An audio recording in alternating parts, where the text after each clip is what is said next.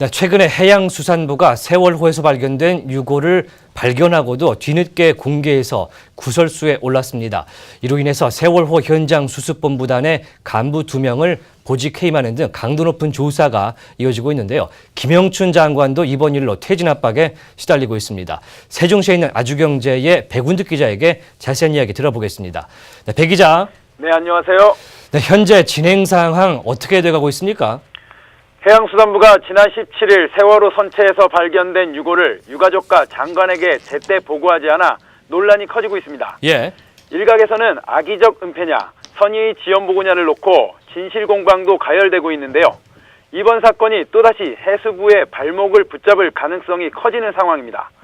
특히 이번 사건의 성격이 어떻게 규정되는지에 따라 해당 간부들 징계 수위는 물론 김영춘 장관 거취에까지 영향을 줄 수 있다는 점에서 정치권과 여론의 향방이 주목됩니다. 네, 사실 이번에 진행 과정 문제가 됐던 부분들은 언론 브리핑을 통해서 나왔는데 김 장관의 행보가 좀 관심사가 되겠네요.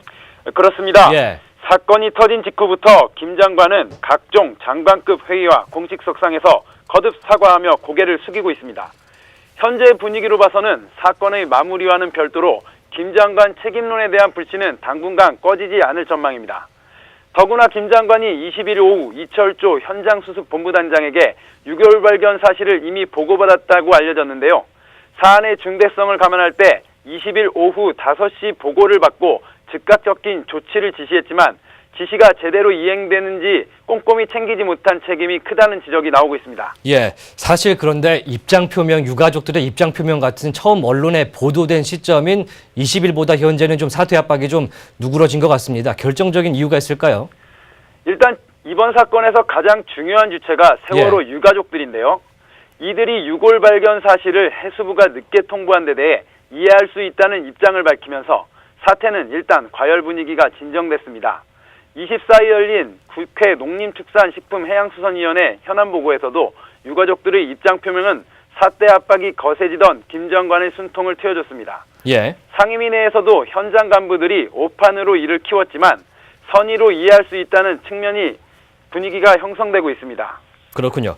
해수부가 이번에 은폐 의혹 사건으로 대대적인 조직 개편까지 한다는데 이게 어떤 내용이 담깁니까?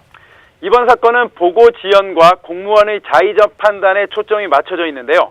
해수부는 이 관행이 반복되지 않기 위해 현장 수습 본부단장을 민간인 출신으로 선임하겠다고 밝혔습니다.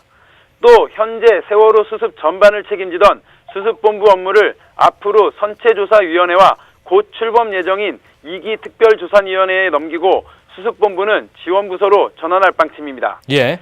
해수부가 빠른 시일에 사태를 수습할 수 있을지, 이후 김 장관의 거취가 어떻게 결정될지 귀추가 주목됩니다.